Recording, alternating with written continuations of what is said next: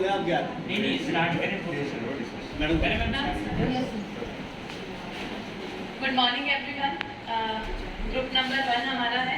अपनी इंट्रोडक्शन पहले मैं देना चाहूँगी।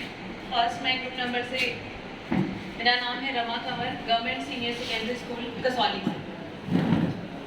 Good morning to all of you. मेरा नाम नितिन शर्मा है। मेरे स्कूल का नाम GT+ साइल सोलन है। Good morning all of you, my name is Pawan और मेरा स्कूल का नाम government model senior secondary school Jaisipur district Kangra. Good morning all of you, मेरा नाम युवराज शर्मा है। मैं गवर्नमेंट सीनियर सेकेंडरी स्कूल से सोसाइटी। जैसा कि आप सभी देख रहे हैं, यहाँ पर हमें 3 टॉपिक्स दिए गए थे। पहला टॉपिक था ऑन जॉब ट्रेनिंग, दूसरा रोल प्ले एंड तीसरा सक्सेस स्टोरी और स्कूल की लर्निंग क्या है, आउटकम क्या है। सबसे पहले हम OGT के बारे में जानेंगे कि OGT में हमने कैसे काम करना है, किस तरीके से इंडस्ट्री में जाना है। सबसे पहले प्लानिंग फेज आता है, प्री OGT प्लानिंग आती है। सबसे पहले हमें क्या करना है कि अपने एरिया में हमें सबसे पहले इंडस्ट्री को फाइंड करना है कि कौन सी सूटेबल इंडस्ट्री है जो स्टूडेंट को ट्रेनिंग करवा सकती है। हमें ये भी इंश्योर करना है उस इंडस्ट्री में जाकर कि ज़्यादा से ज़्यादा बच्चे वहाँ पर एंगेज हो, काम वो कर सके, ज़्यादा से ज़्यादा काम करके दिखा सके, वहाँ पर वो सीख के आए। ये चीज़ें हमने इंश्योर करनी है। सबसे पहले हम अपने एरिया में फाइंड करेंगे इंडस्ट्रीज़ को। अगर हमें मिल जाती है वेल एंड गुड है, अगर नहीं मिल पाती है तो हमें बाहर भी थोड़ा अप्रोच करना है अपने एरिया से बाहर। वो इधर कहीं पे कोई कंपनी हो सकती है या कोई कॉल सेंटर हो सकता है या कोई शॉप हो सकती है, मॉल हो सकता है, क्योंकि आप सभी को पता है कि कंप्यूटर हर जगह है। तो ये एक प्लानिंग फेज है हमारे पास, जिसमें हम डिस्कस करेंगे कि किस तरीके से ये डॉक्यूमेंटेशन होनी चाहिए। Thank you sir. सबसे पहले जो हमें BTP की डिटेल चाहिए वो चाहिए सबसे पहले BTP का नेम कि कौन सी BTP है, और उसके बाद जो चाहिए वो चाहिए हमें कोऑर्डिनेटर का नेम कि हमारे जो BTP के कोऑर्डिनेटर हैं उनका क्या नाम है, और थर्ड पे चाहिए हमें BTP का नेम, ये कि जो BT है उसका नाम क्या है, और उसके बाद BT का कॉन्टैक्ट नंबर चाहिए हमें, और सेकंड और जो दूसरे नंबर पर आता है वो आता है स्कूल की डिटेल। और स्कूल डिटेल में वो आता है कि हमारा जो यूडाइस कोड है, सबसे पहले वो क्या यूडाइस कोड है, और नेक्स्ट आता है हमारे स्कूल का नाम, और थर्ड आता है हमारा ट्रेड कि हमारा ट्रेड कौन सा है। जैसे डिफरेंट सेक्टर है हमारे, आपको पता है 15 है, तो कौन सा ट्रेड है। और थर्ड पे आता है, अब ये जो सबसे इम्पोर्टेंट है ये है एम्प्लॉयर डिटेल। इसमें जो जहाँ पे हम लेके जा रहे हैं कि ऑर्गेनाइजेशन नेम कि हम बच्चों को कहाँ लेके जा रहे हैं और उसका एड्रेस क्या है, और ये जो सबसे मेन है इसमें है बिजनेस नेचर कि हम बच्चों को लेके जा रहे हैं वो मैन्युफैक्चरिंग है वो या उसमें कुछ और है वहाँ पे, ठीक है। और उसके जो सबसे लास्ट में है वो चाहिए हमें कॉन्टैक्ट, जिस भी हम पर्सन के साथ वहाँ पे मीट करेंगे वो उसका कॉन्टैक्ट नंबर और उसकी ईमेल ID एटसेट्रा आगे मैं युवराज सर को देता हूँ, ये करेंगे डिमांड। Thank you. उसके बाद हम स्टूडेंट डिटेल्स के बारे में, स्टूडेंट का roll number, student name, gender name, class, student का कॉन्टैक्ट नंबर और ग्रुपिंग। जो ग्रुपिंग होगी 5:1 में होगी। अदर डिटेल्स में हम पहले प्लान करेंगे OGT किस डेट से हमने करनी है और किस डेट को हमने समाप्त करनी है। फिर कंसेंट फ्रॉम पेरेंट्स, फिर कंसेंट लेटर होता है इसमें, फिर पेरेंट्स के साइन कराएंगे उसमें, फिर परमिशन फॉर प्रिंसिपल को एक लेटर लिखेंगे और प्रिंसिपल सर से परमिशन लेंगे, फिर confirmation letter sign by employer से जो भी हमने OGT में किया एम्प्लॉयर से साइन कराएंगे और स्कूल प्रिंसिपल के पास दे देंगे। फिर उसके बाद मैं thank you sir. I think ये जो फॉर्मेट है ये आप सबको पता है। हमारे पास एक फाइल आई थी, PDF आई थी, जिसमें हमें अलग अलग फॉर्मेट्स भी दिए गए थे कि बच्चों की वर्कशीट है और क्या क्या आपको OGT के टाइम डॉक्यूमेंटेशन फिल करनी है। सबको पता है? ओके। तो ये लास्ट में था कि जब आपकी OGT कंप्लीट होती है तो आपके पास डॉक्यूमेंटेशन में ये सारी चीज़ें होनी चाहिए। लास्ट इसमें आती है क्लोजर डिटेल। ये हमारी प्री OGT प्लानिंग थी, उससे पहले की। एक्चुअल जब आपकी OGT हो गई उसके बाद आपकी क्या डॉक्यूमेंटेशन रहती है, एक्चुअल स्टार्ट डेट और एक्चुअल एंड डेट। अब आपको लग रहा होगा कि यहाँ भी हमने लिखा है प्लान स्टार्ट और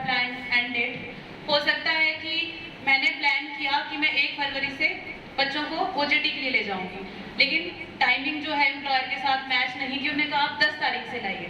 तो एक्चुअल में मैंने कब स्टार्ट किया और कब उसे एंड किया। Total days completed. जरूरी नहीं है कि एम्प्लॉयर आपको बोले कि आप हर दिन जो है वो 4 घंटे आप बच्चे ले आए। हो सकता है वो बोले कि नहीं, मैं सिर्फ 2 घंटे दे सकता हूँ। तो कितने डेज आपने कंप्लीट किए? Total hours completed. मैंडेटरी है हर बच्चा 20 आवर्स कंप्लीट करे ओजेटी में, ठीक है। अटेंडेंस शीट आपको मेंटेन करनी पड़ेगी रोज की, कि बच्चे जब गए हैं आपने अटेंडेंस लगानी है उनकी, जाते हुए भी और वापसी आते हुए भी आपने चेक करना है। फिर आपका स्टूडेंट डेली वर्क रजिस्टर, बच्चों के पास फॉर्मेट रहेगा कि आपने आज क्या सीखा, वो आप उसमें नोट करेंगे। OJT certificate given by employer. बहुत ज़रूरी है कि अगर हमारे बच्चों ने वहाँ पे अपना टाइम दिया है तो एम्प्लॉयर आपको सर्टिफिकेट दे कि इतने आवर्स की जो ट्रेनिंग है वो बच्चे ने यहाँ कंप्लीट की है। हमारे केस में ऐसा भी हमने स्कूल के लिए भी एक अलग सर्टिफिकेट दिया है कि इस स्कूल से बच्चे आए थे और इतने आवर्स की जो ट्रेनिंग है वो यहाँ बच्चों ने कंप्लीट की है। वो मिल जाए तो वेल एंड गुड, आप अपनी रिपोर्ट में उसको लगा सकते हैं। That OJT report created by student, वो फीडबैक है कि बच्चों ने क्या सीखा। उसके लिए एक फॉर्मेट है कि बच्चे अपनी रिपोर्ट बनाएंगे। आईटी स्टूडेंट है, ज़रूरी नहीं है कि हार्ड कॉपी बनानी है, आप पीपीटी बनवा लीजिए। पीपीटी बनवा के आप उसको सेव कर सकते हैं कि हमने ये रिपोर्ट बनाई है। दूसरा टॉपिक जो है हमारा, पहले हम सक्सेस स्टोरीज को लेते हैं। तो हम 4 मेंबर्स हैं, हम सब ने अपने स्कूल की 2-2 सक्सेस स्टोरीज उठाई हैं, तो वो हम एक्सप्लेन करते हैं। पहला GSSS शायरी नितिन सर बताएंगे।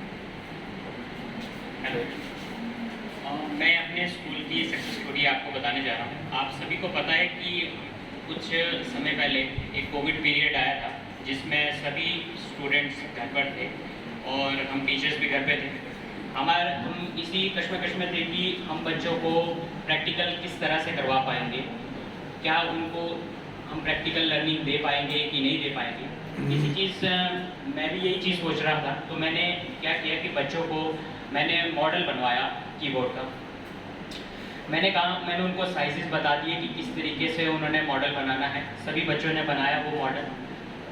फिर मैं ये करता था कि डेली आधा घंटा मैं उन्हें वीडियो कॉल पे रखता था और मैं कहता था कि जो आपकी इंग्लिश की बुक है उसे आप सामने रखें, ठीक है, और उसी मॉडल के ऊपर प्रैक्टिस करें धीरे धीरे अपने हाथ को बिठाने की। धीरे धीरे बच्चों ने हाथ बिठाना शुरू किया उसके ऊपर और वो टाइप धीरे धीरे करते रहे। मैंने उन्हें ये भी कहा कि आपने एज्यूम करना है ऐसे जैसे आप टाइपिंग कर रहे हैं। धीरे धीरे बच्चे करते रहे। कोविड पीरियड निकलता गया। एक दिन हमारे स्कूल खुले। जैसे ही स्कूल खुले मैंने बच्चों का टाइपिंग टेस्ट लिया वहाँ पर और मैं देख के हैरान हुआ कि जो बच्चे हाथ भी नहीं रख पाते थे कीबोर्ड के ऊपर प्रॉपरली, वो बच्चे अब मुझे 12 वर्ड्स पर सेकंड की स्पीड दे रहे हैं विदाउट कीबोर्ड को देखे। तो मेरे लिए ये एक सक्सेस स्टोरी है कि जो बच्चा नहीं कर पाता था उसने ये चीज़ सीखी। अब वो मैं इस टाइम पे अगर उन स्टूडेंट्स की बात करूं तो वो इस टाइम पे 20 वर्ड्स पर मिनट दे देते हैं स्पीड। धीरे धीरे प्रैक्टिस कर रहे हैं और वो आगे बढ़ रहे हैं। एक और रही स्टोरी, जैसे कि आप देख रहे हैं यहाँ पर बेटर पर्पस। बच्चे ये बहुत हेजिटेट करते थे। हम में से कई लोग करते हैं हेजिटेट कि थोड़ा एक स्टेज फियर होता है, बच्चों को भी होता है, वो अपने आप को एक्सप्रेस नहीं कर पाते हैं। बच्चों की राइटिंग स्किल्स भी अच्छी नहीं थी। तो मैंने क्या किया कि मैं डेली बच्चों को एक टॉपिक देता था अपने सब्जेक्ट से रिलेटेड। मैं कहता था कि उसे अच्छी हैंडराइटिंग में लिख के लेके आएँ आप डेली। और आप क्या करेंगे कि सुबह जब आप आएंगे तो आपकी असेंबली जो होगी वहाँ पर आपको सिर्फ 2-3 मिनट दिए जाएंगे, आपने वो बोलना है। चाहे तो आप पढ़ के बोले, कोई बात नहीं, किसी को याद है तो वो याद बोल सकता है मुँह ज़बानी। तो डेली बच्चों ने किया वो चीज़। धीरे धीरे बच्चे डरते गए, धीरे धीरे वो खुले। डेली उनकी जो मैंने एक चीज़ नोटिस की कि उनकी जो हैंडराइटिंग स्किल है वो भी इम्प्रूव हुई इससे और उनकी जो हेजिटेशन थी वो भी कम हुई। अब जाके वो बच्चे, उनके अंदर जो स्टेज फियर है बहुत कम है, बहुत एक्सप्रेसिव है। जब आप क्लास में जाते हो कुछ भी उनसे पूछते हो, वो चाहे वो गलत हो चाहे वो सही हो, वो एक्सप्रेस करते हैं। आपने देखा होगा बहुत सारे स्टूडेंट्स एक्सप्रेस नहीं करते, हम बस वन वे कम्युनिकेशन करते हैं उनके साथ। तो ये मेरे लिए बेस्ट प्रैक्टिस थी। आगे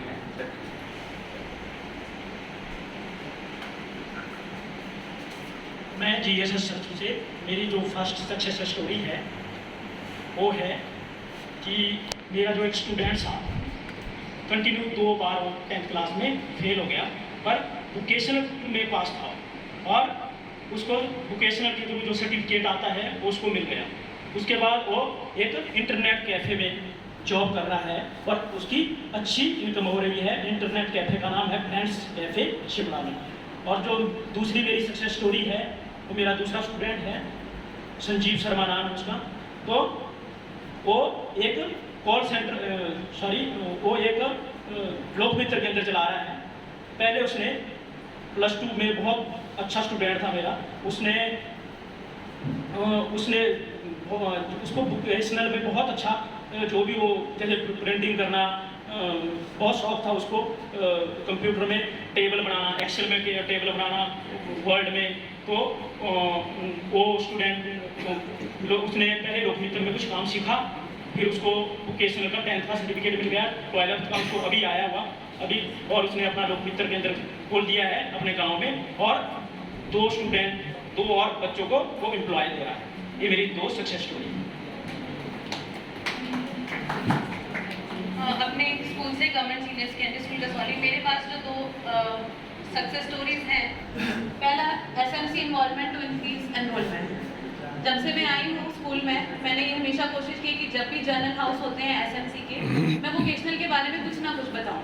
कई बार होता है कि हेड आपके बोलते हैं नहीं आपकी क्लास है, आपने अपनी क्लास लेनी है, पर हमारी जो स्कूल कोऑर्डिनेटर हैं मिस्टर मनोज कुमार, वो इतने अच्छे हैं कि वो अपनी क्लास छोड़ के वो बताने आ जाते हैं जो भी हो उनको लगता है। इवन जो हमारे एसएमसी का रजिस्टर है उसमें हर बार वो रेजोल्यूशन डालते हैं कि इतना फंड आया, हमने इतना यहाँ खर्च किया, इतना यहाँ खर्च किया, वो एक ऑथेंटिक प्रूफ आपके पास रहता है। तो जो एसएमसी की इन्वॉल्वमेंट है वो उससे क्या हुआ कि हमारे जो स्कूल है उसके आसपास बहुत सारे स्कूल खुल गए हैं, प्राइवेट स्कूल भी खुले हैं, आपके कुछ स्कूल्स में वो अपग्रेड भी हुए हैं। तो जहाँ पर पहले एक जो क्लास थी उसमें 200 बच्चे होते थे, आज हमारे स्कूल की टोटल स्ट्रेंथ 140 है। सिर्फ इतने ही बच्चे हैं पूरे स्कूल में 6 से 12 तक। तो लेकिन ये है कि जो एक रेशो रहती है, अगर पहले क्लास में टोटल 40 बच्चे थे तो उसमें से 20 बच्चे आईटीएस में होते थे और 20 बच्चे 3 डिवाइड करके बाकी ऑप्शनल सब्जेक्ट्स जो लेते थे। तो आज भी अगर मेरे पास 20 बच्चे हैं तो 12 बच्चे हमारे पास आईटीएस में रहते हैं। तो एनरोलमेंट जो है वो मेंटेन हुई है हमारी। तो मेरे लिए ये एक सक्सेस स्टोरी है। दूसरा है क्रिएटिविटी ऑफ स्टूडेंट एक्सप्लोर। कल हमने बात की थी कि चमन प्रकाश सर ने हमें बताया था कि हम क्या करते हैं कि रंगोली कौन अच्छी बनाएगा, लड़कियां, चार्ट्स कौन अच्छे बनाता है, लड़कियां। पर ऐसा नहीं है, मेरे पास बॉयज़ भी थे और उनको मैंने बहुत एनकरेज किया कि ये काम आप भी कर सकते हैं। तो 2018 में स्टेट लेवल पे जो वर्ल्ड यूथ स्किल डे हम 15 जुलाई को सेलिब्रेट करते हैं, वहाँ पे बहुत सारे कॉम्पिटिशन्स होते हैं। तो वहाँ पे जो पोस्टर मेकिंग कंपटीशन था, तो मेरे डिस्ट्रिक्ट से जो फर्स्ट और थर्ड पोजीशन की जो एंट्री थी वो मेरे स्कूल से गई थी और दोनों बॉयज़ की गई थी। तो मेरे लिए ये एक बहुत बड़ी सक्सेस स्टोरी है। नेक्स्ट मैं सर को देना चाहूँगी। Thank you ma'am. मैं government senior secondary school Jaisinghpur से, मैं आपको एक सक्सेस स्टोरी बताना चाहता हूँ। एक्चुअली एक लड़का था, वो एक पढ़ने में तो इंटेलिजेंट, बहुत ज़्यादा इंटेलिजेंट था, नो डाउट, बट उसकी जो फैमिली बैकग्राउंड थी वो बहुत पुअर था। मतलब वो फीस भी अफोर्ड नहीं कर पाता था। कई बार तो मैंने उसकी फीस खुद दी है उस बच्चे की। तो जैसे कि वो बच्चा आया और उसने बोला सर कि मुझे कोई एक ऐसी चीज़ बता दो जिससे मैं +2 के बाद पैसे अर्न लग जाऊँ करने। तो मैंने उसको सिंपल वे में, उस टाइम 2018 था, तो मैंने उसको बोला मैं कि तू ये करके तू टाइपिंग सीख। तो मैंने सबसे पहले उसको सेंटर वाली लाइन बताई। मैंने बोला कि जैसे तूने हाथ रखने हैं तो ASDF ऐसे करके पहले सेंटर वाली लाइन, फिर ऊपर वाली लाइन और सबसे लास्ट में निचली वाली लाइन, ऐसे टाइप करता रहा। तो जैसे जैसे बच्चा वो करता गया तो हार्डली मुझे 15-20 दिन पहले स्कूल गया मैं, तो रास्ते में जा रहा था, उसको दूर से आया और उसने पहुँच ली। फिर मैंने तो पहले उसको पहचाना नहीं, क्योंकि उस टाइम बच्चे थोड़े छोटे होते हैं, अब बड़े हो गए थे। तो जैसे कि वो बच्चा आया तो बोलता है सर मैं अब चंडीगढ़ में डाटा एंट्री ऑपरेटर की जॉब कर रहा हूँ वहाँ पे, और बोलता है सर मेरी 45 से 50 के बीच उसमें स्पीड है। और मैं इतना हैरान हो गया। बोलता है सर कि जब आपने उस टाइम मुझे ये कीबोर्डिंग स्किल अगर नहीं बताई होती तो शायद मैं आज यहाँ पे नहीं पहुँच पाता। तो आज वो अच्छे खासे पैसे कमा रहा है। और दूसरा जो बच्चा था एक, वो भी वो तो पढ़ने में भी ठीक था, पर उसने क्या किया, वो आपको सेकंड बच्चा जो नेवी में क्लैरिकल की पोस्ट में है। अब जो जॉब रोल है वो मैम डिफाइन करेंगे। सर रोल प्ले, ठीक है। तो तीसरा जो टॉपिक है हमारा वो है रोल प्ले। हमने पहले ये सिर्फ बताना चाहूँगी कि रोल प्ले इम्पॉर्टेंट क्यों है और अर्ली एजेस में जब हमारे पास छोटा बच्चा आता है तो इम्पॉर्टेंस क्या रहती है रोल प्ले की। पहला मैं लिखा एनकरेजेस इमेजिनेशन एंड क्रिएटिविटी। मैंने जो उसे बोला कि इस टॉपिक पे रोल प्ले करना है, उस चीज़ के बारे में सोचेगा किस तरह से करनी है, तो उसकी क्रिएटिविटी जो है वहाँ पे उभर के आएगी। Then support social and emotional development. बहुत ज़रूरी है कि एक चीज़ के बारे में वो अपने पीयर ग्रुप से बात करेगा, फ्रेंड से बात करेगा, फैमिली से बात करेगा, तो जो उसका सोशल बैकग्राउंड है वो डेवलप होगा। Improves language skills and communication. वो कब बोल पाएगा, जब उसे भाषा का ज्ञान है। कम्युनिकेशन मैं मानती हूँ इंटरपर्सनल भी है, इंट्रापर्सनल भी है, दूसरों से बात करें, लेकिन जब हम रोल प्ले तैयार करते हैं पहले हम खुद से बात करते हैं, मैं ये हूँ, मैं ये कर सकता हूँ। तो वो जो इंट्रापर्सनल कम्युनिकेशन है वो बहुत ज़रूरी हो जाती है। एड्स प्रॉब्लम सॉल्विंग, उस टॉपिक के बारे में उसे कुछ नहीं पता था, हो सकता है उसको उसमें प्रॉब्लम थी, हो सकता है उसको हेजिटेशन थी बोलने में, यहाँ पे बहुत सारी प्रॉब्लम्स हो सकती हैं। तो इसके थ्रू जो है वो उसकी ये वाली दिक्कत जो है यहाँ पे दूर हो सकती है। Then support physical development. Active रहेगा बच्चा, सर्च करेगा, हर एक चीज़ें सर्च करेगा। और कंबोज सर ने कल बहुत अच्छा बताया था कि 100 बिलियंस ऑफ न्यूरॉन्स हमारे दिमाग में, ब्रेन में होते हैं। तो जब कुछ चीज़ सीखते हैं तो वो जो सर्किट बनाते हैं उससे हमारे ब्रेन जो है वो डेवलप होता है। तो एक फिजिकल डेवलपमेंट जो है बच्चे की हो जाती है।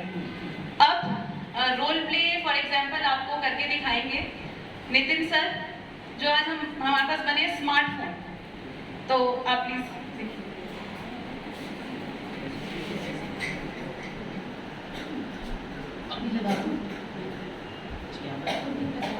ऐसे पकड़ लेते हैं। हेलो, तो आज हम रोल प्ले करने जा रहे हैं। यहाँ पर हमारा थोड़ा ढंग थोड़ा पोएटिक है, तो इस तरीके से हमने तैयार किया है अपने रोल प्ले को। तो स्टार्ट करते हैं। सुनो मेरे दोस्तों, सुनो मेरे दोस्तों, एक बात सुनाता हूँ। मैं हूँ आपका दोस्त, मैं स्मार्टफोन कहलाता हूँ। मैं हूँ बहुत स्मार्ट, मैं हूँ बहुत स्मार्ट, अपनी स्मार्टनेस बताता हूँ। टच स्क्रीन के ज़रिए ही मैं आप सबसे बतियाता हूँ। मैं करता नहीं हूँ एक काम, मैं काम बहुत से करके दिखाता हूँ। कभी मैं कैमरा, कभी मैं कैमरा, कभी मैं स्पीकर, कभी मैं स्पीकर, कभी मैं फ्लैश लाइट बन जाता हूँ। है कौन सा ऐसा काम जो मैं करके नहीं दिखाता हूँ? है कौन सा ऐसा काम जो मैं करके नहीं दिखाता हूँ? जो भी मुझसे करवा लो, मैं हर तरह का काम करके दिखाता हूँ। मैं हूँ स्मार्टफोन, मैं हूँ बहुत स्मार्ट, स्मार्ट चीज़ें करके दिखाता हूँ। Thank you.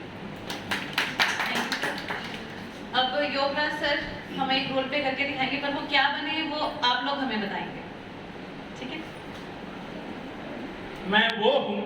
मैं वो हूँ जो सबको देखता हूँ, छुपा रहता हूँ मैं हर जगह, नजर रहती है मेरी सब जगह। जो भी अपराधी मेरे सामने से गुजरे, एकदम मैं चौकन्ना रह जाता हूँ। कोई भी नहीं बचता मेरे से, कोई भी नहीं बचता मेरे से, कोई भी नहीं बचता मेरे से। उनकी छवि को मैं अपने अंदर समाता हूँ। सड़कों में मैं, मकानों में मैं, उद्यानों में मैं और मैदानों में मैं, और आप सबकी जेबों में मैं। बोलो बोलो क्या हूँ मैं? कैमरा। मैं हूँ कैमरा। सर जब पवन सर हैं, ये आपके सामने रोल प्ले करेंगे projector. Thank you ma'am.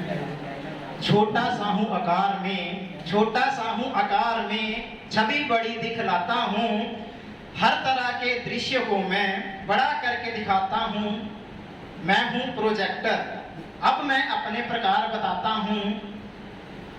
DLP projector, LED projector, LCD projector, laser projector, LCoS projector. Thank you. Thank you sir. तो ये जो हमारे 3 टॉपिक्स थे हमारे ग्रुप ने ये एक्सप्लेन किए, आशा करते हैं आपको पसंद आए होंगे और थैंक यू सो मच कि आप लोगों ने बहुत अटेंटिवली सुने और यही हमारी प्रेजेंटेशन थी। Thank you so much.